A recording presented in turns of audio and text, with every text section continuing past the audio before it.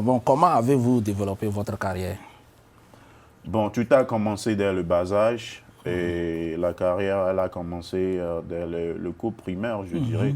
Et j'ai commencé par écrire de petits poèmes sur les bancs d'école. Et étant issu d'une famille, et j'ai eu la chance d'avoir une maman institutrice, enseignante. Ouais. Donc, pour moi, dans ma maison, la poésie était très, très bien véhiculée, enseignée. Ok. Donc, j'aimais lire beaucoup les romans et autres. Et plus tard, j'avais commencé par développer ce art, par écrire de petits romans moi-même et par déclamer ces mots lors des soirées récréatives, des soirées récitales Ouais. dans des établissements scolaires. Ok. Donc, en grandissant, au fur et à mesure, j'écoutais également de certaines chansons traditionnelles de King Mason. Et à l'époque, il y avait également Jimmy Hope, paix à son âme, qui était d'ailleurs un papa et un ami intime à mon papa, défunt également, paix à leurs âmes.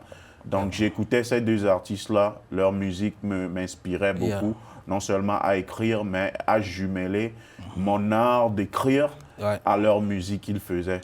Donc voilà à peu près comment ma carrière a commencé et comment ça a évolué au fil du temps. Ouais, on ne peut pas parler de carrière sans obstacles.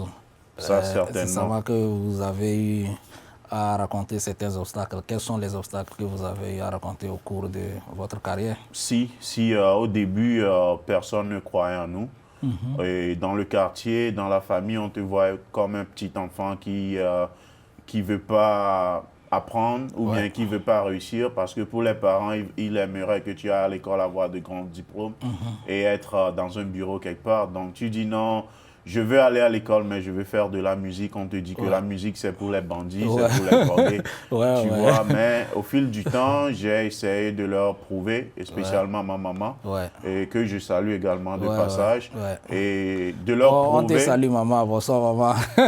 De leur prouver que, bon, à part la musique, il y a quelque chose, et à part les études, il y a quelque chose également que j'aimais tant, et c'est ma musique qui m'est très important.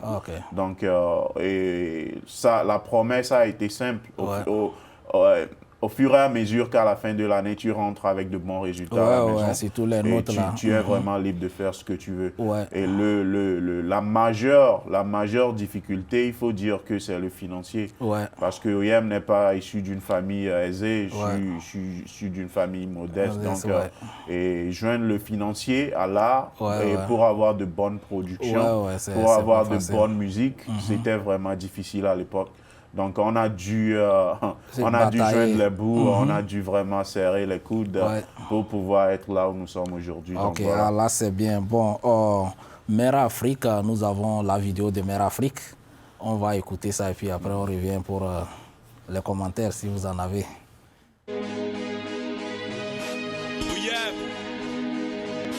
Noir et fier de l'aide, pris ses frères. De quitter le couloir du désespoir. L'Afrique n'est pas l'enfer.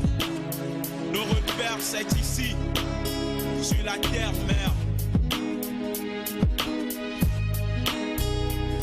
Rien n'est parfait sans la paix. Ça me tape sur les nerfs quand la guerre sur nos terres fait couler la haine dans nos veines. Nos cœurs pleurent pour ceux qui meurent en innocence. Leur sang descendant jusqu'au fond de l'abîme du crime. Et je crie cette peur qui m'anime. C'est pour le sol qui m'a vu naître.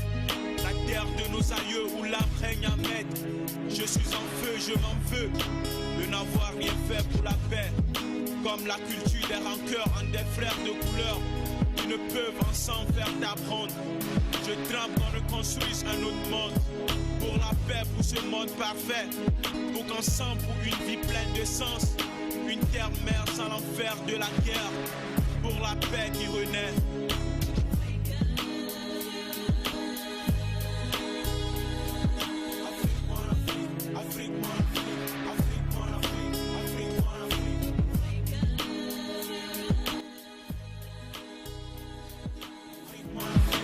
Waouh, waouh. Waouh, monsieur Oyem, très jeune. Et puis, on voit que tu as parcouru beaucoup de chemin. Hein? Ouais, en fait, ça c'est, voilà, Oyem de 2009. 2008 à 2009 et OIM de 2022. Ouais. Et vous avez vu la différence. Ouais, il y a une grande différence. Ouais. Et beaucoup de choses ont changé, mais le message, il reste le même. Le message ici, il reste le même. C'est un appel de conscience et à mes jeunes frères et sœurs qui partent pour des aventures. Et des fois même, ils ne reviennent même plus au pays et pour reconstruire l'Afrique. Donc, c'est un appel de conscience que j'ai lancé à travers ce morceau. Et quoi qu'on dise, quoi qu'on fasse, il faut toujours penser à son origine. Et cette origine-là, c'est l'Afrique. C'est tout ce qu'on a de précieux. C'est tout ce qu'on a c'est ce de quoi on est fiers d'être tout le temps. Donc, et ailleurs, on est là pour se chercher et à la fin, on doit rentrer chez nous. Passer par cette chanson pour également vanter les mérites de ce continent noir et sa beauté en elle.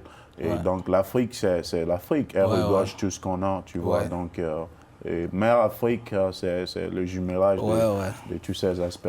Ah, là, c'est bien. Afrique,